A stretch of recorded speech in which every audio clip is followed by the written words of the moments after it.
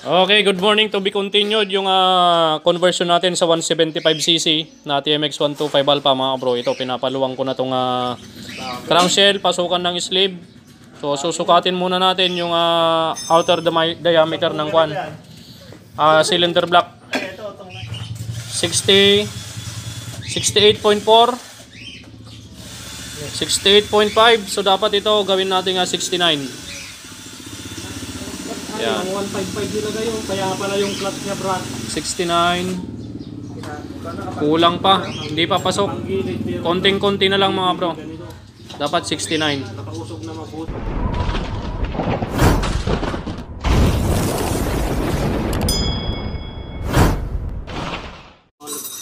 So dito naman tayo sa overhauling. Iniwan ni Bossing from Santa Ignacia.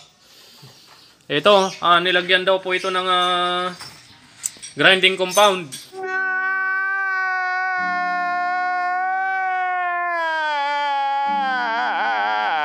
Kaya napakagaspang ng andar nitong motor ni Bossing. Yan, ayun yung mga grinding compound, napakarami. Ito, kakunti lang. Ang dami pang natira. Tingnan mo, marami pa yan. Oh, ang bira, umikintab mga kabro. Oh. Grinding compound. The magic of grinding compound, sisirain niya lahat ng laman loob ng makina nyo mga bro. Lahat ng mapapasukan ng grinding compound, gagaspang. Dapat bawas ka ng isa dyan. Yan. So naka-convert na to ng panggilid ng 155, pero check natin. Tapos nilagyan nila ng mga pal, dahil napakalalim na nito. Ilan bang nilagay nilang kwan? 2, 4, 6 na lining. Nako, dapat friction plate na lang ang nilagay nila, wag na ang lining. Alright, so update to. Pag nabaklas natin, check natin yung laman loob pa nito dahil napakaingay ng makina nito. Yan. Shoutout kay Kabro. Palit pang gilid. Si Bossing overhauling from Victoria Tarlac. Si Brother Porn. Yun o, nakapondo. Update mamaya mga bro. Okay, so mga bro, check muna natin yung sigunyal nito. Itong TMX 125 Alpha, sigunyal check. Wala si Kagawad, kaya si Pare Jeric muna ang magsisigunyal check ngayon. Yan. Okay. Sige. Yan. Tapos dito naman sa bearing, ikot. Napo, napakagaspang mga kabro. Nako! Halos ayaw nang umikot. Okay, papapalitan natin ng sigunyal bearing yan, tsaka dalawa. Connecting rod, tsaka dalawang sigunyal bearing. Yan, tara na. Tapos bibili din tayo ng cylinder block na pang 150cc. Nakagaya nung nakakabit, nakapatorno sila sa sleeve. Hindi nila panuluwang to, crankshell, pero pinatorno na lang yung sleeve. Kagawad, matigas. Matigas. Okay, dalhin natin sa machine shop to. Tingnan mo yung connecting rod niya, ayaw nang bumaba. Oh, ayaw nang bumaba. Yun. Ayun na, dalhin na natin sa machine shop para matapos natin kaagad. A few moments later. Yun o, so dito na tayo mga bro, tapos na tayong magpamachine shop at bumili ng pyesa nung TMX 125 Alpha na nilagyan ng grinding compound. Dito na tayo sa pinapaluwang natin sa crankshell. Ay makikita nyo, ito yung pinaluwang natin, ginamitan natin ng barena at bala ng pang-port. Yan, carbide. Alright, so ngayon susukatin natin ulit para may salpak na natin yung cylinder block 62mm. Sukatin muna natin to mga bro. Ang outer diameter nito ay 68 point something. Yan, tingnan natin. 68 point something. 68.4, 68.5. Ayan, 68.4. Yung sa may sleeve ng cylinder block. Ngayon, 69 ang ginawa nating luwang nitong crankshell. 69. So ngayon, pasok na pasok. 69.1. Yan, kahit saang anggulo is pasok na pasok. So isalpak na natin to mga bro at titignan natin kung swak na swak. May dowel pin yan mga kabro ha. Yun o. Swak na swak. Napakasanting na. At syempre, pag sinalpak natin yan, syempre may dowel yan na dalawa. Yan, para pantay na pantay yung cylinder block pag sinalpak natin. Yan o, dalawang dowel pin. Isalpak na natin dito. Konting karate lang yan. Wata! Salpak na salpak. Lapat na lapat. Alright, 175cc sa TMX 125 Alpha.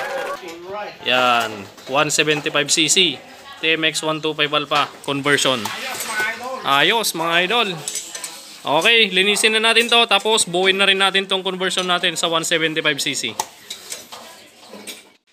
Okay mga kabro, buuin na natin tong 125 Alpha na ko-convert natin sa 175cc.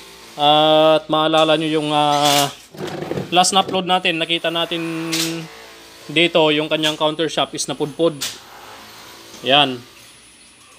May baywang na siya, yung shafting niya napudpod. Kaya ngayon bumili tayo ng bago. Ayan, bago tong binili natin. Makikita nyo kapag original, magkaparehas sila ng butas doon sa original na stock. Ayan, itong butas ng mga daanan ng langis at saka dito sa binili natin is same na same lang sila. Ayan. Magkamukhang butas. Hindi kagaya ng mga replacement.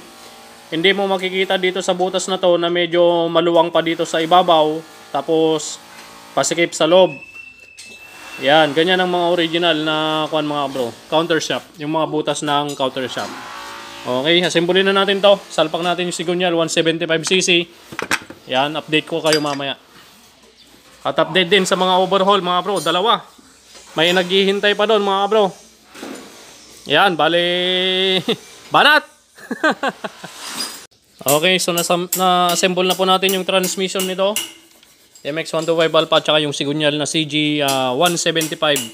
Yan, CG175. Itong sigunyal na ginamit natin ay pang Rossi Chariot 175. Yan, makikita nyo siya dito sa side.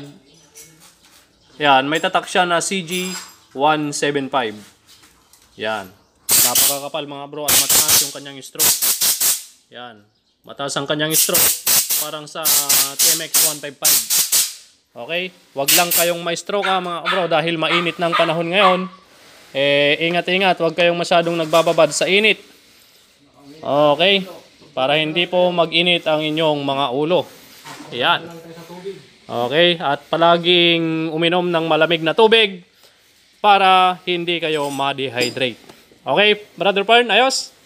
Ayos. Sige, takpan na po natin to mga bro. Conversion natin sa 175cc.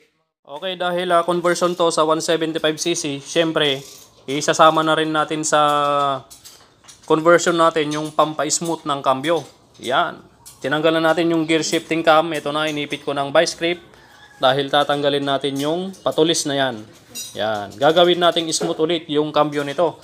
So, marami na pong nakaalam nung sikretong malupit dito sa pampa-smooth ng cambio. Yan. Alright, so ngayon, kuwan na to, bulgaran na to. Oh my God! Wow! Okay mga bro, palambutin na rin natin yung cambio nito para kay Bossing from Santa Ignacia. Yan. A few moments later. Okay, so natapos na natin grinderin yung gear shift cam mga kabro. Gaya nga nung nireveal nating video natin nung nakaraan. Ito na siya. Tinanggal lang natin yung patulis at ngayon ito na yung itsura niya. Yan, wala na yung matulis. Alright, so ngayon mas mababa na yung aakyatan ng roller cam natin para mas ma-smooth at mas swabe yung balik ng roller cam. Yan, stopper cam. Okay, so kabit na natin to. Yan. Okay, tapos na po yung isang overall natin from Victoria Tarlac. Ayan po yung maingay kanina na malagitik. Yan, smooth na, motor ni Bossing. Yan, palamisam lang kuya, no? Tune up, no? Yan. So dito tayo sa conversion natin. Pinasingit lang natin yun. Patalastas kung baga. Okay? Ang gagamitin natin kung dito, napapano ka na. Masakit na yung bewang mo. Ang gagawin natin dito, ang mga gagamitin natin panggilid set ng pang 155 is Motorstar. Yan. Motorstar brand na panggilid set. Oil pump assembly 3070. Drive gear 21T at Motorstar brand na 70T. Oh my God! Wow! Yan, Motorstar brand, baka naman panggilid set. Marami na akong nakuha sa'yo, Bossing, Power 4. Yan. Okay, panggilid set, Motorstar 200. Salpak na natin to. Okay, so nabuo na natin mga bro. Excuse me po. So nabuo na natin bandang ilalim. Lalagyan na natin yung 4 na stud bolt. Ang gagamitin natin yung stud bolt dito mga bro ay yung stock niya dito. Yung dalawang nakalagay dito dati ay ililipat lang natin dito sa kabila. Tapos kailangan natin ng stock ng TMX 155 na nanggaling din dito dito sa bandang left side, crankshell. Okay, which is ito siya. Ito yung stock na dalawa, magkasing haba. Ito yung stock na dalawa, magkasing haba na galing dito. Ilalagay natin dito. Dalawa. So ngayon, yung stock ng 155 naman is mas mahaba. Yan, mas mahaba itong dalawang to. Okay, so ito naman ang ilalagay natin, itong mas mahaba dito naman. Alright, kabit na natin. One eternity later. Okay, overtime mga kabro, tapos na yung conversion natin sa 175cc sa TMX 125 Alpha. Kursonadang magpatakbo si Brother Lito, siya daw ang mag-road test. Ayan o, inaantok na daw siya kaya gusto niya magpatakbo hanggang doon sa dulo ng walang hanggan. Yun o. Bro, huwag mong babarutin ka agad ha. Kaganda pa sana niyan kung nakakalkal yung butyo-butyo niya. Anda ko ya? Kaso lang, cut ko Dabato na. Yan, tinanggal lang pala ni Bossing yung kalkal pipe niya. hindi nakakabit. Yan. Okay, so road test ko muna to mga bro, yung kinonvert natin sa 175cc. Yun, kaya niya. Kayang-kaya sa push button mga Akala ko sisipain mo eh. Excuse me po. Anong gusto niyong patakbo dito po kasi? Takbong pogi. Siyempre, sagat ka agad. Para black agad. Uli po.